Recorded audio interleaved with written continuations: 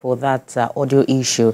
President Bola Tinubu has condemned the killings of 5 soldiers in Abia State by gunmen who were said to be enforcing the sit-at-home order in the state.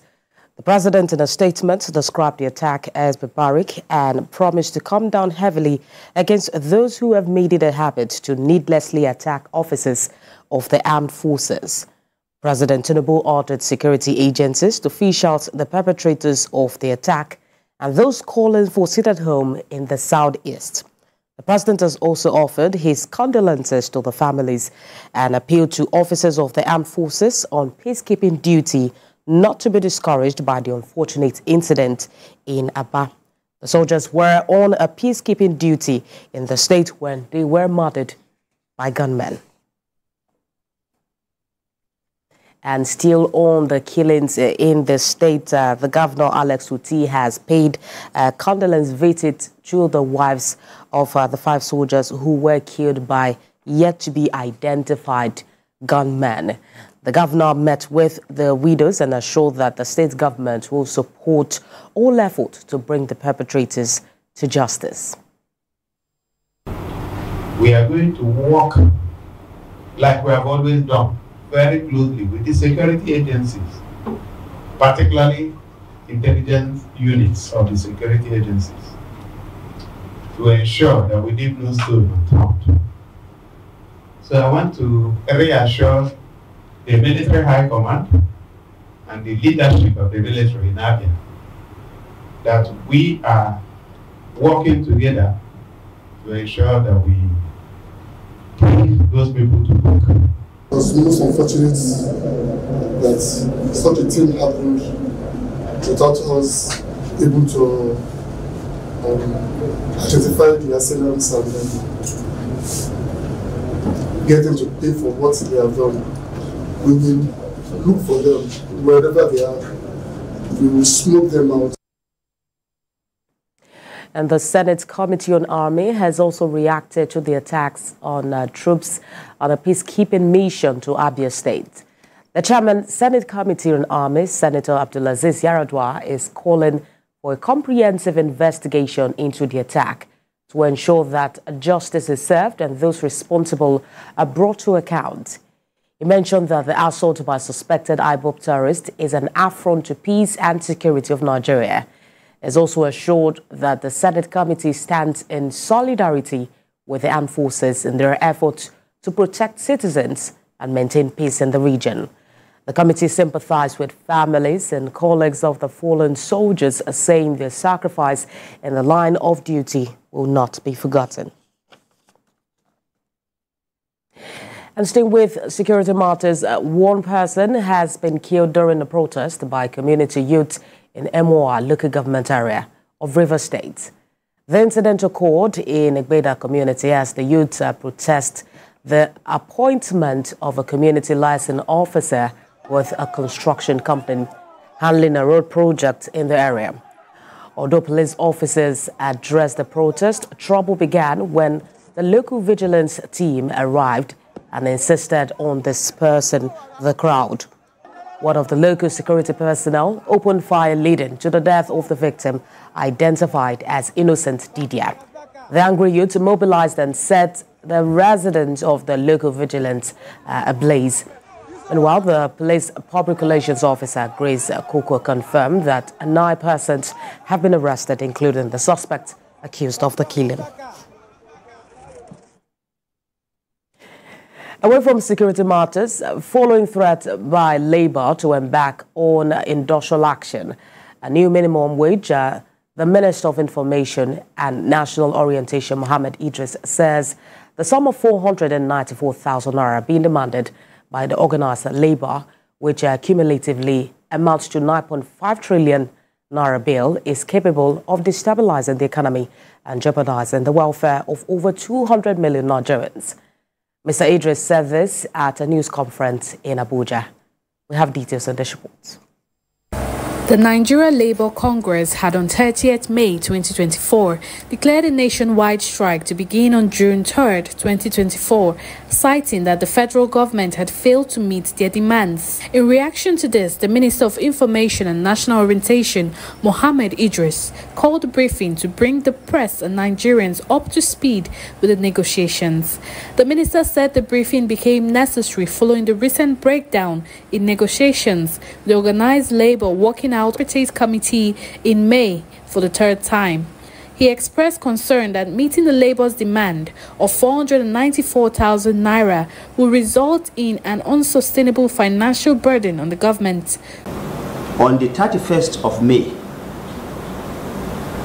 2024, in one of its meetings, which is supposed to be the 7th meeting of the tripartite agreement, Labour worked out. What they are proposing now is 494,000, which will mean a cumulative payment for only federal workers, 9.5 trillion.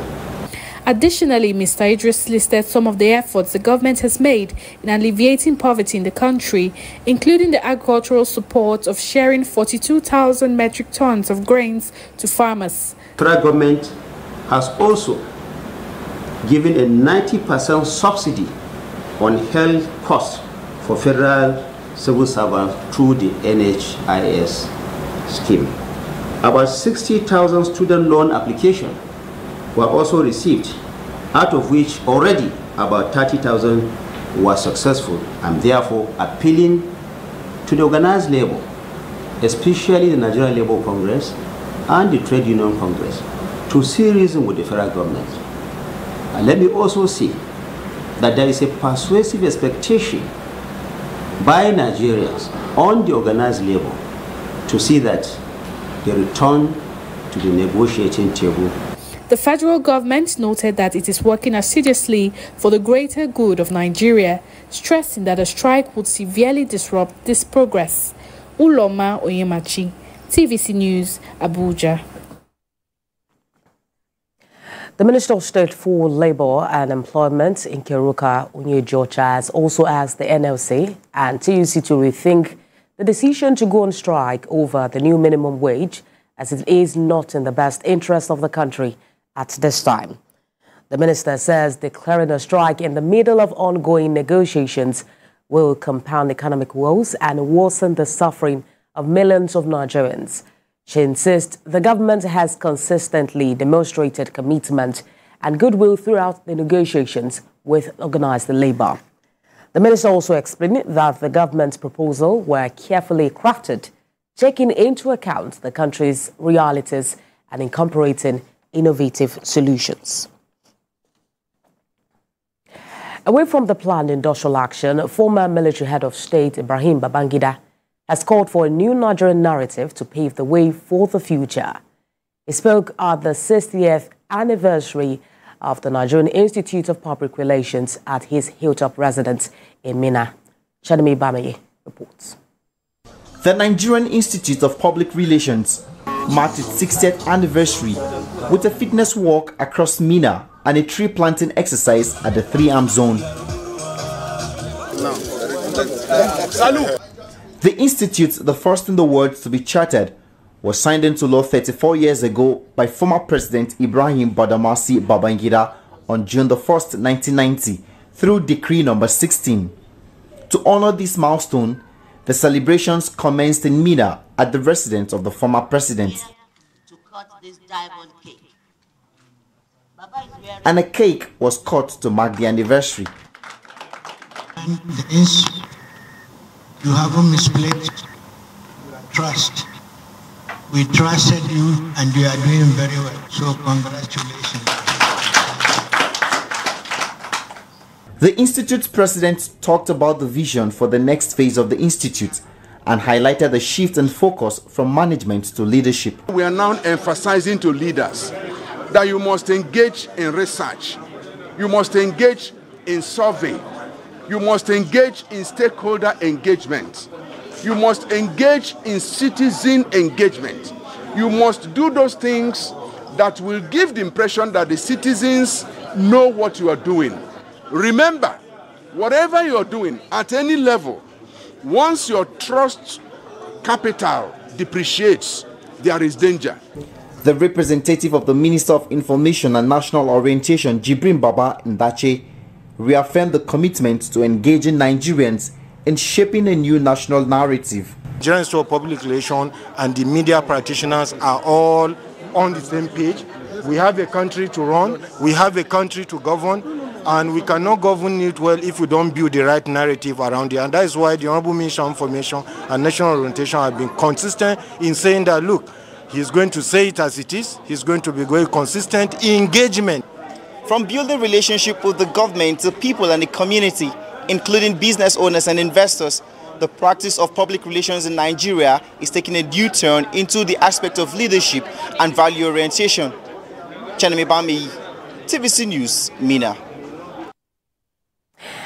And to other stories, the Governor of Benue State, Offence, has flagged off the construction of some major rural roads in Kwande and Buruku local government. Commissioner for Works, Housing and Urban Development, Tiza Imojime, expressed the government's commitment towards developing rural roads infrastructure. Maya Wakwato reports. Effective road network remains a vital factor to the economic prosperity of any country because of its role in driving commerce and transportation.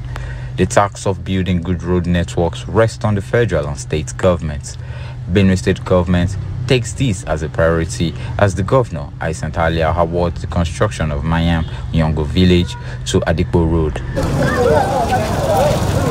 The special advisor to the governor on special duties and intergovernmental affairs and host community expresses appreciation to Governor Alia for the project, saying the road, when completed, would open up the hinterland and reconnect it to the cities, making life a lot easier for the people. Because this particular road is a major road that links about 4 different council wards in this area of Benue State, in Kwande local government.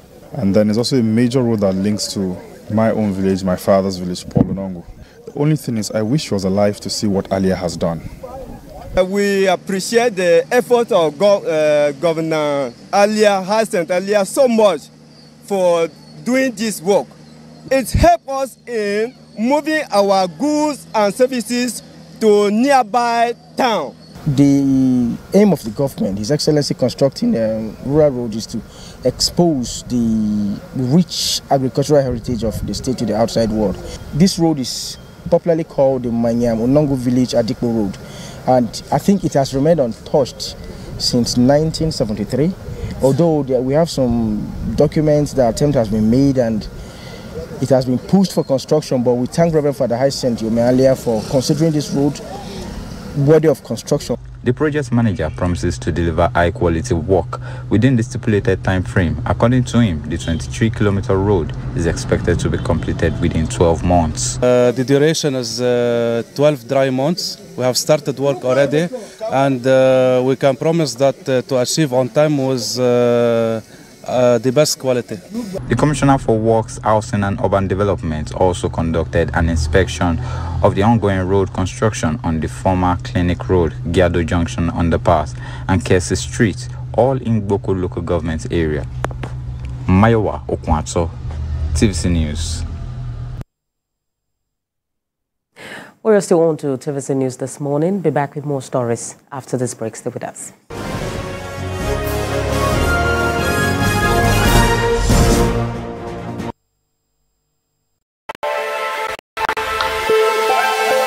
Weekday on Business Nigeria, we uncover the secrets of the financial world, breaking down intricate economic and financial matters. We analyze the stock market, shares, bonds, and the thrilling world of cryptocurrencies. We unveil and analyze complex policies of the CBN and other government parastatals as they affect your everyday life, keeping you a step ahead every time. Okay, this is incredible. Facts matter. Our team dives deep to separate facts from popular opinion. We simplify complex government policies as it impacts your everyday life, helping you navigate the ever-changing financial landscape. Watch Business Nigeria every weekday at 2 p.m. only.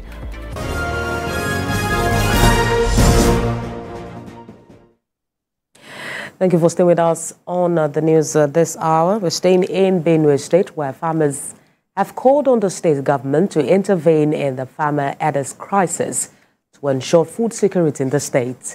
This call is a reaction to the public order by the state government on farming on empty Offence plot of land. Mayowa Okwato reports.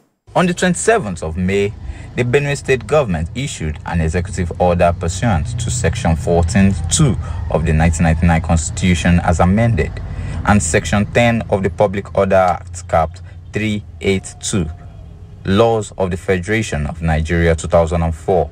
It says all acts in violation of this public order in the state are prohibited, and any person found perpetrating this act shall be punished accordingly. Hereby issue the following orders. One of the order is farming on an empty unfenced plot of land or in front of any premises. Farming on undeveloped areas of government offices or quarters or reserved areas or lands. Building across water channels and drainages. Building structures, kiosks, shanties, etc. on the right of way. Hawking or selling goods of any kind by the roadsides within the state. This particular order has generated various reactions from farmers, especially those who find it hard to farm in the hinterland. You see, we are having problem of a herdsman. If you go and farm inside bush, you understand that tomorrow they kill you, kill your family, kill everybody.